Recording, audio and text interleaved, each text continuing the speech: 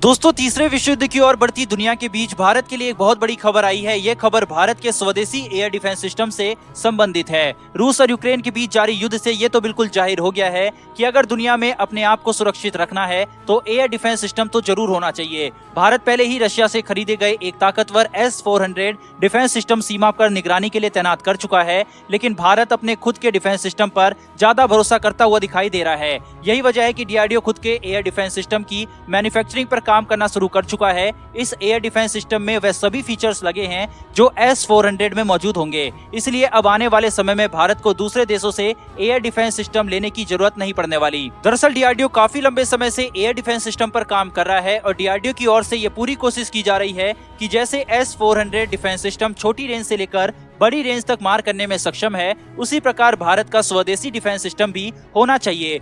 DRDO की ओर से अब तक जितने भी डिफेंस सिस्टम का निर्माण किया गया है उन सभी को DRDO एक यूनिट में लगाने पर काम कर रहा है। इनमें QR-SAM, आकाश फर्स्ट, आकाश NG, MR-SAM, LR-SAM, ER-SAM और XR-SAM को शामिल किया जाएगा। जब इनको एक साथ मिलाकर एक हाई रेंज रडार के जरिए जोड़ दिया जाएगा तो इसकी मारक क्षमता 500 मीटर से 300 किलोमीटर तक होने वाली है। इस एयर डिफेंस सिस्टम में कई तरीके की मिसाइलों का उपयोग किया जाएगा और टारगेट की रेंज के हिसाब से अलग अलग मिसाइलें फायर की जाएंगी। यहाँ पर जब कोई भी टारगेट 500 मीटर से 30 किलोमीटर के बीच में होगा तो वहाँ पर QR-SAM मिसाइल फायर की जाएगी। यदि टारगेट 70 किलोमीटर दूर स्थित होगा तो ऐसी स्थिति में आकाश NG मिसाइल का उपयोग किया जाएगा।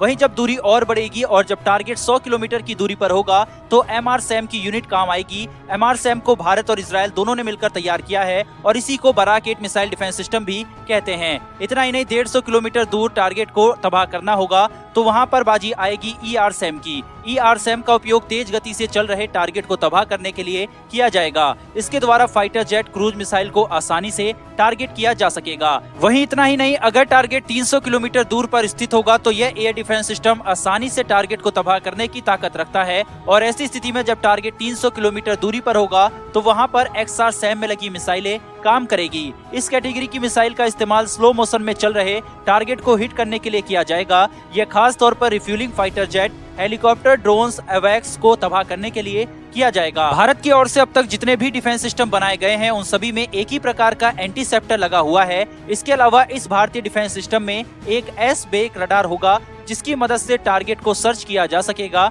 इसी रडार की मदद से टारगेट को निरंतर ट्रैक किया जाएगा। इस रडार का उपयोग केवल टारगेट को सर्च और ट्रैक करने के लिए किया जाएगा। वहीं इसके अलावा इसमें एक और रडार का उपयोग किया जाएगा जिसे फायर कंट्रोल रडार के नाम से जाना जाएगा और यही रडार मिसाइलों को गाइड करेगा। इतना ही नहीं, इसी रडार की मदद से ये मिसाइलें अपने टारगेट तक पहुंच जाएगी। वहीं भारत में बन रहे इस स्वदेशी रडार की एक और बड़ी खूबी यह होगी, दरअसल हाई एल्टीट्यूड पर उड़ रहे किसी भी टारगेट को मिसाइल डिफेंस सिस्टम आसानी से ट्रैक कर लेता है, लेकिन जब बात आती है लो एल्टीट्यूड पर उड़ रहे किसी ड्रोन को टारगेट करने की बारी आती है तो अक्सर रडार इतने प्रभावशाली नहीं होते। यही वजह है कि भारतीय डिफेंस सिस्टम में एक लो एल्टीट्यूड ट्रैकिंग मास माउंट रडार सिस्टम का भी उपयोग किया जाएगा। इस एयर डिफेंस सिस्टम को DRDO की ओर से भी एक डॉक्यूमेंट में जिक्र किया गया है। इस सिस्टम की एक बैटरी में 4 लॉन्चर होंगे, 2 लॉन्चर ER-SAM के होंगे और 2 लॉन्चर XR-SAM के होंगे। तो कुल मिलाकर 4 लॉन्चर होंगे और ये चारों लॉन्चर 4-4 मिसाइलों को कैरी करेंगे। यानी कि इस डिफेंस सिस्टम की एक बैटरी यानी कि एक यूनिट में 3 रडार सिस्टम होंगे, 4 लॉन्चर होंगे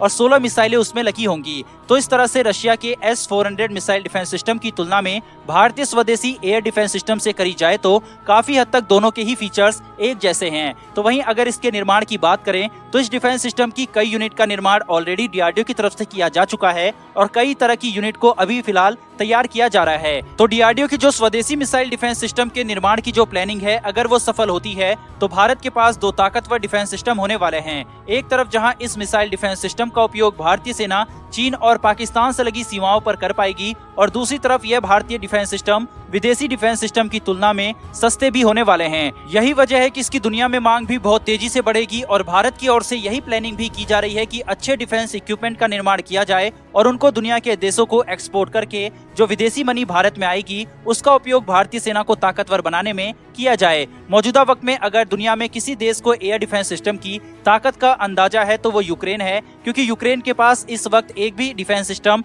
मौजूद नहीं है। यही वजह है कि रूस लगातार भारी तबाही वहां पर मचा रहा है। वहीं ऐसे में भारत की DRDO की योजना है कि ज्यादा से ज्यादा ताकतवर डिफेंस सिस्टम का निर्माण किया जाए और इससे न केवल सीमा पर तैनात किया जाएगा बल्कि बड़ी सिटी दिल्ली मुंबई की सीमा भी इससे महफूज बनाई जाएगी। साथ ही इसको एक्सपोर्ट भी किया जा सकेगा। यही 5 लेयर सिक्योरिटी है भारत की, जिसके ऊपर वीडियो में लेकर आऊंगा। ये 1 हफ्ते पहले मैंने कहा था। अब आप खुद अंदाजा लगा सकते हैं कि भारत का डिफेंस कितना ताकतवर है।